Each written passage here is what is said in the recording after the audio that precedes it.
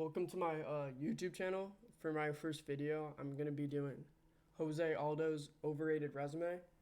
And the reason for this, I know everyone talks about Jose Aldo's like WEC days where he was dominating everybody and how he was facing a bunch of killers, but if you really look back on that resume, you kind of see how it's more similar to like Anderson Silva than it is to like Volkanovski or Max Holloway.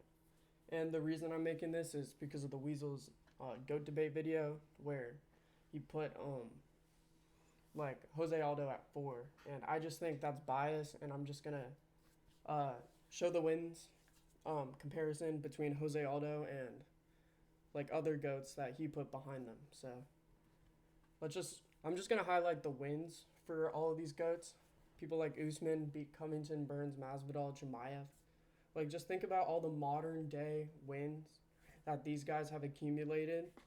And I just want to debunk the Max Holloway Volk discussion right here. Like, if you lost 3 times, like, combined to both of these guys, and Volk and Max Holloway have beat better competition while losing to better competition, while losing less, like, the only way you can, like, justify it is if the WEC days were, like, insane. And I'm just going to argue how they weren't even close to insane. But yeah, I just want to highlight all the competition these guys were facing and how they've lost less than Jose Aldo. But let's go into the wins that everyone always hypes up. Chad Mendes, we know that Chad Mendes is a great fighter, but if you really look into his resume, he's kind of more known for like his competitive losses than his wins. He beats guys like Ricardo Lamas, who's a solid striker, Cub Swanson, who was still a good striker back in 2010, but chinny. But if you really look in the featherweight competition back in the WEC days, it was kind of dry. Like Chad Mendes, like he was a great fighter back in those days, but it was really easy to when you're facing guys like Clay Guida. And this is like the third best guy I could find on his resume. But I think Chad Mendes is a good fighter, but he's just like, think about the other wins, like DC beating, I think Rumble Johnson is a very similar win to Chad Mendes. And I know you're going to say featherweight skill, bro, but WEC was nothing close to modern day featherweight skill. So featherweight skill does not apply. I think modern day heavyweight was better than Chad Mendes beating up like Cub Swanson back in 2010. And there's probably other guys that I missed, but like they're pretty similar to the level. Now, Frankie Edgar, I think, is like a really good win in his resume. That's probably his best. He beat a bunch of up-and-coming prospects at featherweight, so you can't really undermine that. And he only lost when it was, like, statistically permissible for him. And, yeah, that's probably his best win. But, like, another thing, like, compare that, again, to Dustin Poirier, like, Colby Covington. I know Colby's, like, definitely, like, his stock has definitely declined since 304, but you kind of have to be honest that Frankie Edgar, even though his resume might be better, Colby Covington is better. Like, Frankie Edgar lost to Jose Aldo, who couldn't keep up with the modern division. And I know it could be debatable. But I'm just saying, like, compare these wins. Like, Chang Sung Jung, great win. We don't even bring it up when we're talking about Volk or Holloway. But it's a great win in the WEC days, apparently, even though, like, that was when everything else was less developed. We have like Cheeto, which is a great win. It's like probably his best win, and like other than Frankie Edgar, in my opinion. I put Chad Mendes up here because everyone talks about him, but Cheeto Vera, he's like, even though he got his title shot from Fluke, I think it's probably his best win because Cheeto Vera is a consistent winner in the modern era, and that's like very rare with him. I think Font is a good win because he's consistently in the top 15, and he was around top 5 when he fought him. But Rob Font was landing on him. People forget that. But, just compare all these wins to, like what I said before. Like, all of these wins, they're very good. Now, let me get to the wins everyone always hypes up, but aren't what they chalk up to be, man. Like, Mike Brown. The Weasel was talking about snappy Mike Brown's 10-fight win streak. Now, Mike Brown, he's Dustin Poirier's coach now, I think. He's a good coach. Don't get me wrong. But when he was fighting, he was mostly a right overhand and he was great at grappling, but you knew what he was. Like Uriah Faber and Mike Brown are the exact same person. Like when you saw them fight each other, like Uriah Faber was kind of a retard with like terrible like striking IQ.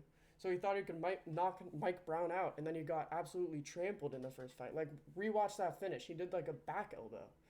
Like again, like Uriah Faber, he's a good, well-known name, but if you really look into his resume, like he's beating Jens Pulver twice in a 5-fight losing streak, and people like notice that as a great win. Like Rafael Assunção, like early in his career, like I highlight that as a really good win. Dom Cruz in his debut, I don't know if that's a really good win, dude. I'm gonna be honest. And like, let's be honest, like Mike Brown losing to guys like Ronnie Yaya. Like we know the level of Mike Brown if he's losing to Ronnie Yaya. Like Ronnie Yaya is a great grappler, and we know that. And if you can't knock him out on the striking department, which is so easy, then we kind of know that you're just a one-sided fighter. You know, you're just a wrestler. And you know, Kenny Florian, I mean, he was a very big name back like 2010, but he got his title shot from like losing once. He like lost to Grayson Maynard and then won once and then got a title shot. He was like a really high, like he was a really well-known name for featherweight, so he just got, and he got like the Colby Covington treatment. But he's kind of a jiu-jitsu nerd, and if you watch his striking, you're like, damn, he's kind of ass. And like I just want to highlight like guys like Pedro Munoz. Like people will tell you that's an insane win. I think it's a good win.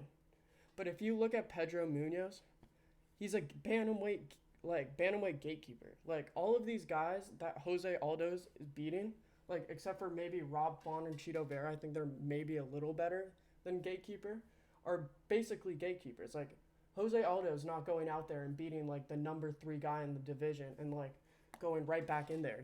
He's like even though the Marlon Moraes fight is close, like he's like it's like tit for tat, and if you turn off Joe Rogan like sucking his cock, then you can actually see that it's going tit for tat in a lot of the rounds.